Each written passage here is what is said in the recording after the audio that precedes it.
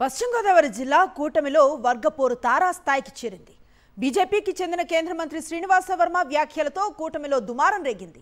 తన జోలికొస్తే పరిణామాలు తీవ్రంగా ఉంటాయని శ్రీనివాస వర్మ చేసిన హెచ్చరికలు జిల్లా పాలిటిక్స్ లో హాట్ టాపిక్ గా మారాయి. కేంద్ర మంత్రి వర్మకు ఆగ్రహం తెప్పించిందెవరు? కమలం నేతతో కయ్యం పెట్టుకుందెవరు? Watch the story.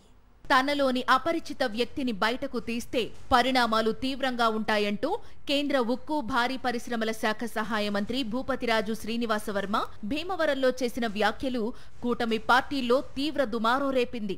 తన మంచితనాన్ని చేతగానితనంగా చూస్తే సహించేది లేదని వర్మ హెచ్చరించారు.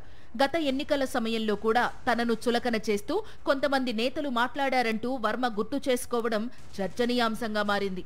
శ్రీనివాస వర్మ చేసిన హాట్ కామెంట్స్ ఉండి TDP MLA deputy speaker Kanumuri Raghuramakrishnaraju, బీజేపీకి చెందిన రాజ్యసభ సభ్యుడు పాక వెంకట సత్యనారాయణను ఉద్దేశించినవిగా ప్రచారం జరుగుతోంది. గతేడాది జరిగిన పార్లమెంటు ఎన్నికల్లో శ్రీనివాస వర్మను నరసాపురం ఎంపీ అభ్యర్థిగా బీజేపీ నాయకత్వం ప్రకటించింది. అయితే టీడీపీ జనసేన పార్టీల్లో దేనిలోనూ సభ్యత్వం లేని రఘురామకృష్ణరాజు రెండు పార్టీల ఉమ్మడి అభ్యర్థిగా పోటీ చేసేందుకు తీవ్రంగా ప్రయత్నించారు. ఇక బీజేపీ తరపున ఆ పార్టీ రాష్ట్ర క్రమశిక్షణ కమిటీ చైర్మన్ గా ఉన్న పాక వెంకట సత్యనారాయణ ఆశించారు. అప్పటికే శ్రీనివాస వర్మకు బీజేపీ సీటు ఖరారు చేసినప్పటికీ మార్పు జరుగుతుందని, తానే ఎంపీగా పోటీలో ఉంటానని రఘురామకృష్ణరాజు బహిరంగంగానే ప్రచారం చేసుకున్నారు. శ్రీనివాస వర్మ సామాన్యుడని, అతని వద్ద డబ్బు లేదని, ప్రజలకు అందుబాటులో ఉండరని, ఎంపీ అభ్యర్థిగా సరిపోడంటూ ప్రచారం చేసిన రఘురామరాజు నరసాపురం ఎంపీ సీటు తనకే ఇస్తారంటూ ప్రచారం చేసుకున్నారు. రఘురామకృష్ణరాజు ఎంతగా ప్రయత్నించినా నరసాపురం ఎంపీ సీటు దక్కకపోవడంతో ఇక టీడీపీ తన పార్టీ ఉండి ఎమ్మెల్యే అభ్యర్థిగా ప్రకటించింది. శ్రీనివాస వర్మ, రఘురామకృష్ణరాజు మధ్య పెద్దగా సఖ్యత లేకుండానే ఎన్నికల ప్రచారం సాగింది.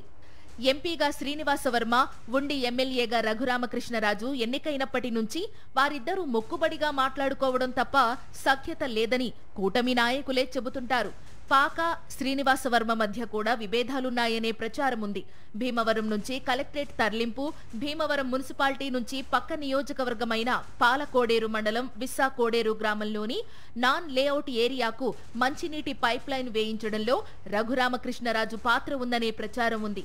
కలెక్టరేట్ భీమవరంలోనే ఉండాలనే ఆశయంతో శ్రీనివాస వర్మ ఉండగా దానికి రఘురామకృష్ణరాజు గండి కొడుతున్నారని, దీంతో వీరి మధ్య దూరం మరింత పెరిగిందని సమాచారం. కేంద్ర మంత్రిగా శ్రీనివాస వర్మ సాధించినట్టు చెప్పుకుంటున్న పలు అభివృద్ధి పనుల్ని రఘురామకృష్ణరాజు, రాజ్యసభ సభ్యుడు సత్యనారాయణలు తాము కూడా చెప్పడం వల్లనే అవి సాధ్యమయ్యాయంటూ పార్టీలో చెప్పుకుంటున్నట్లు శ్రీనివాస వర్మకు తెలియడంతో ఆయనలో ఆగ్రహం పెల్లుబికింది. అందుకే వారిద్దరినీ ఉద్దేశించే నర్మగర్భంగా మీడియా సమావేశంలో వ్యాఖ్యలు చేసినట్టు కూటమి నాయకుల్లో టాక్ నడుస్తోంది.